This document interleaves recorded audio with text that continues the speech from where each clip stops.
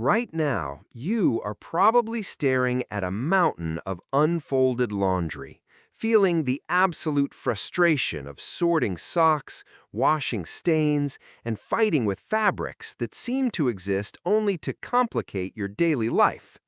You might think these garments we drape over our bodies every single morning are just simple, ordinary tools we wear for fashion, modesty, or basic comfort. But you are wrong. In reality, every time you get dressed, you are wrapping yourself in an invisible climate dome. If we removed just three tiny, hidden pieces of fabric from human history, the underwear, the bras, and the base layers, the story of your life and the story of our entire species would completely shatter. Without them, your body would have been forced to evolve into a short, stocky, thick, furry creature genetically locked to the hot African equator. The legendary Roman Empire would have collapsed from simple, agonizing skin chafing. The entire global economy would stall because of a single infected blister. This is the epic, forgotten story of how three tiny, hidden inventions literally engineered the human body, bypassed natural evolution, and locked us in a physical cage we can no longer escape. It feels impossible to imagine a world before clothes, because fabrics, hides, and organic fibers decay into dust, leaving almost no physical trace for archaeologists to find. But modern evolutionary geneticists and biomechanical engineers have recently found a brilliant way to reconstruct our lost history. By studying the DNA of clothing lice that can only survive in fabrics, tracking the microscopic wear on 40,000-year-old bone needles, and calculating the mechanical physics of skin-on-skin friction, science has revealed a secret biological scaffolding. It is a story that proves clothing was never just about staying warm. It was about managing our environment and overcoming the severe limitations of our own biology. To understand how we ended up here, we have to travel back millions of years to the hot African grasslands where our ancestors made a radical biological trade. Compared to every other mammal on Earth, humans are bizarrely hairless. We traded a thick protective coat of fur for millions of sweat glands, creating an extraordinary biological cooling system. This naked superpower allowed early humans to sweat away excess heat, enabling them to walk and run for hours under the blazing sun, eventually chasing prey animals until they literally collapsed from exhaustion. But this evolutionary advantage came with a terrifying cost. Without fur, our skin became dangerously fragile, vulnerable to blistering sunburns, freezing nights, sharp plants, and biting parasites. The very adaptation that made us elite hunters in the tropics made us incredibly weak and fragile the moment we tried to leave them.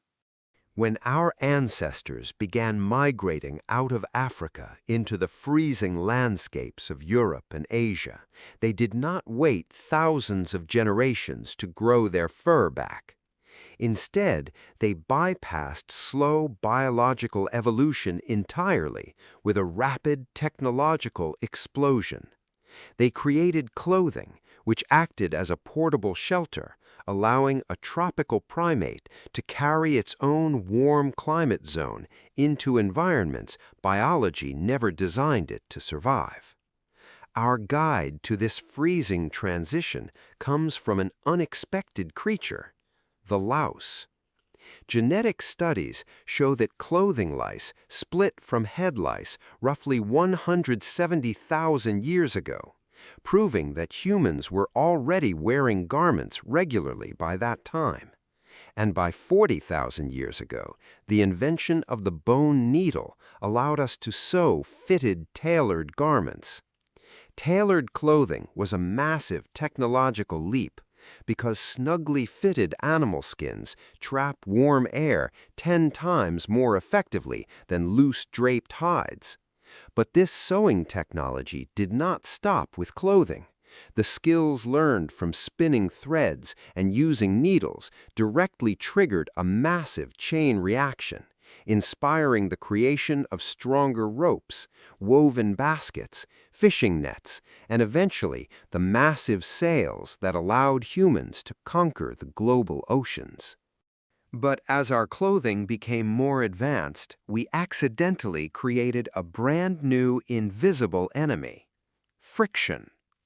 For most of human history, people did not wear underwear. They wore rough leather, coarse wool, or stiff hides directly against their bare skin.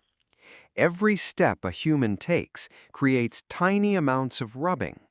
If you are walking 20 or 30 kilometers a day to hunt, gather, or build a city, that microscopic friction quickly turns into painful, raw wounds we call chafing. In a world before modern medicine, a simple blister or raw abrasion was not just a minor annoyance, it was a deadly survival threat, because bacteria could easily enter the open wound, causing fatal infections. As agriculture spread and humans crowded into hot, dense medieval workshops, fields, and cities, personal hygiene and friction management became matters of life and death. Underwear was invented to solve this exact engineering crisis. The first undergarments were never designed to be fashionable, and nobody was supposed to see them. They were engineered as a cheap, easily washable, and completely sacrificial layer. Before the Industrial Revolution, a single linen outerwear robe took hundreds of hours of manual labor to spin, weave, and sew. It represented massive financial wealth.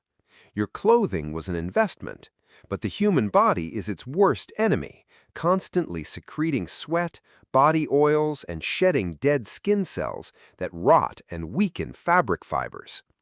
Washing these delicate outer garments in rivers and scrubbing them by hand quickly destroyed them.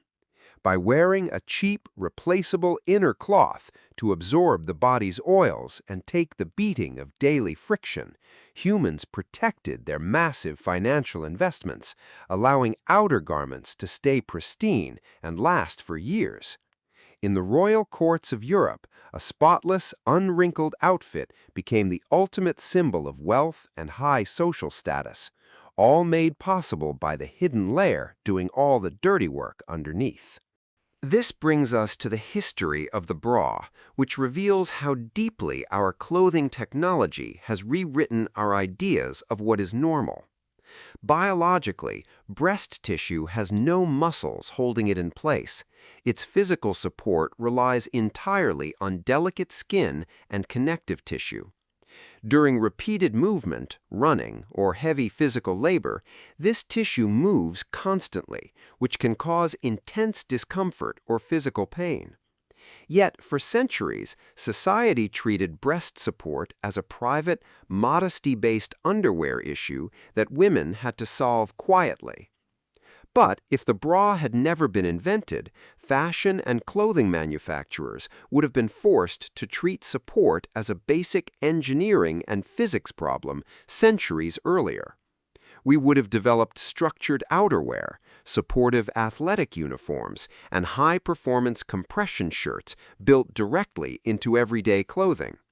Without the bra, showing a natural female outline or body movement during exercise would not be treated as a wardrobe malfunction or something embarrassing. It would be completely ordinary. The shame and insecurity we feel about our bodies are not biological truths. They are artificial rules trained into our brains by the specific underwear technologies we chose to adopt. This is the ultimate mind-bending payoff of our relationship with garments. Clothing is the invisible cage that domesticated the human species. By outsourcing our survival to textiles, we turned off our natural evolutionary defenses. We stopped adapting biologically because we solved every environmental crisis with technology. We traded our thick, resilient skin and robust natural temperature defenses for fragile, sensitive bodies that are utterly dependent on artificial, portable climate domes. And today, we have taken this dependency to a dangerous, toxic extreme.